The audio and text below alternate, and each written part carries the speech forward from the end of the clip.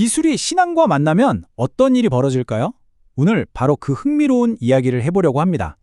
생성형 AI가 단순히 편리한 도구를 넘어서 완전히 새로운 문화를 만들어내는 현장을 한번 들여다볼 거예요. 이게 어떻게 새로운 복음의 언어가 되고 있는지 지금부터 함께 살펴보시죠.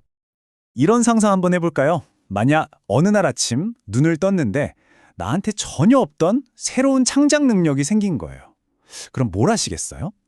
이게 그냥 상상이 아니라 오늘 이야기의 주인공들한테는 정말 현실이 된 일입니다. 네, 이건 그냥 가정이 아니에요. 실제로 AI 덕분에 창작의 세계에 발을 들인 사람들이 있습니다. 이 모든 놀라운 변화를 이끈 한 사람의 이야기부터 시작해 보겠습니다. 자, 바로 전생명 씨의 이야기가 대표적인데요. 이분 예전에는 그저 문화를 즐기고 또 가끔은 비평도 하는 뭐랄까 평범한 소비자였어요. 그런데 AI를 만나고 나서 완전히 달라진 거죠. 이제는 직접 문화를 만들어내는 창조자, 예술가가 된 겁니다. 그냥 객석에 앉아있던 관객이 무대 위 주인공이 된 것과 같아요. 이게 불과 33개월 만에 이뤄낸 결과물입니다. 정말 놀라운 건 이 모든 걸 만든 분이 예전에는 그림도 못 그리고 악보도 볼 줄 몰랐다는 사실이에요. 성경 66권 전체를 그림으로 표현하고 시편으로 음악을 만들고 AI가 그야말로 창의력을 폭발시키는 계기가 된 거죠. 그러니까 이분들에게 AI는 그냥 기술, 그 이상인 겁니다. 마치 화가에게 새로운 붓이, 음악가에게 새로운 악기가 생긴 것처럼 자신의 신앙을 표현하는 새로운 언어가 된 거죠.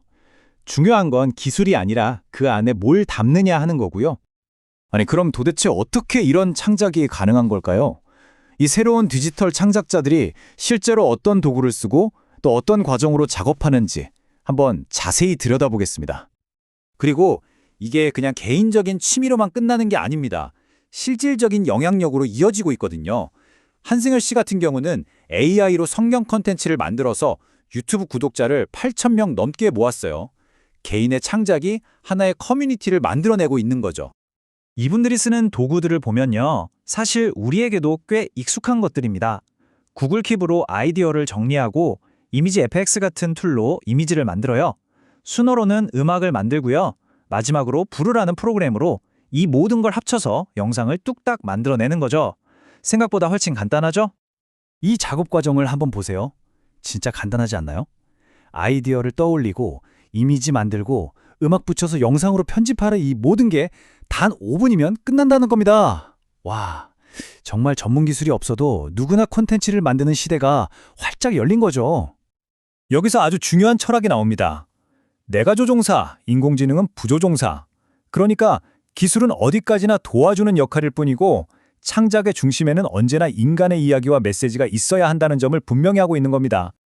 자, 그럼 이제 개인의 창작을 넘어서 이게 어떻게 더 전략적인 소통 도구로 쓰이는지 한번 볼게요. 핵심은 이거예요. 누구에게 보여줄 것인가? 그 대상에 맞춰서 컨텐츠의 형태를 바꾸는 겁니다. 신혜영 선교사의 사례를 보면 이게 딱 보입니다.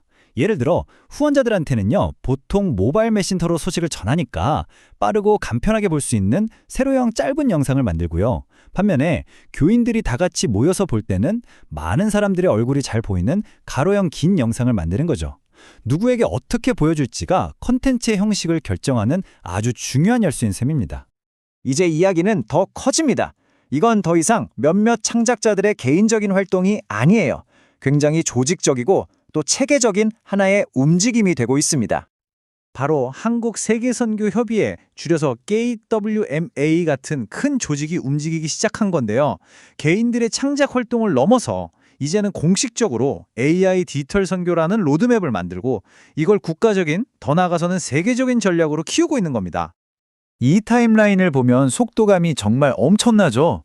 2023년 1월에 리더들이 처음 모여서 논의를 시작했는데 불과 2년도 안 돼서 구체적인 실행 계획 발표를 앞두고 있어요. 아이디어가 정말 빠르게 현실이 되고 있는 걸 보여주는 대목입니다. WMA가 세운 전략은 크게 4가지 핵심 목표를 중심으로 돌아갑니다.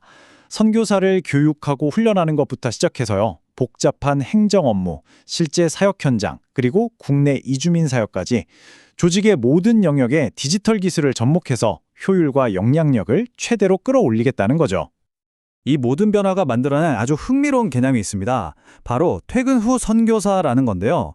이게 뭐냐면 평범한 직장인들이 퇴근하고 나서 집에서 디지털 도구랑 소셜미디어를 사용해서 전 세계를 무대로 활동하는 거예요. 완전히 새로운 방식의 참여가 가능해진 거죠.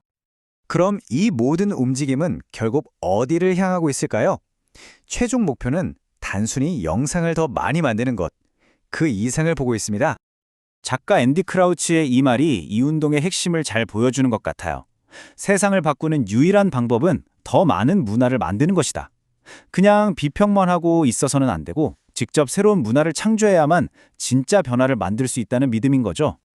뉴타겟 2030이라는 비전을 보면 그 목표가 아주 구체적입니다.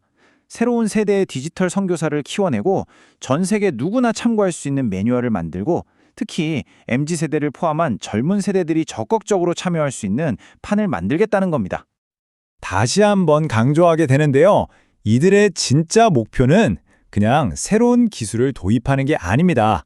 그 기술을 발판 삼아서 사람들에게 영감을 주고 또 생동감 넘치는 복음 문화 그 자체를 새롭게 창조하는 것. 이게 바로 최종 목표인 거죠. 결국 다시 처음으로 돌아오는 것 같아요. AI는 그저 중립적인 도구일 뿐이고 그 도구의 가치는 그걸 사용하는 사람의 마음, 의도, 그리고 어떤 메시지를 담느냐에 따라 결정된다는 생각입니다. 오늘 우리가 살펴본 이야기는 단지 한 커뮤니티만의 이야기는 아닐 겁니다. 이제 창조라는 힘이 우리 모두의 손에 쥐어졌습니다. 그래서 마지막으로 여러분께 이 질문을 던지고 싶습니다. 당신의 손에 쥐어진 이 힘으로 당신은 어떤 문화를 만들어 가시겠습니까?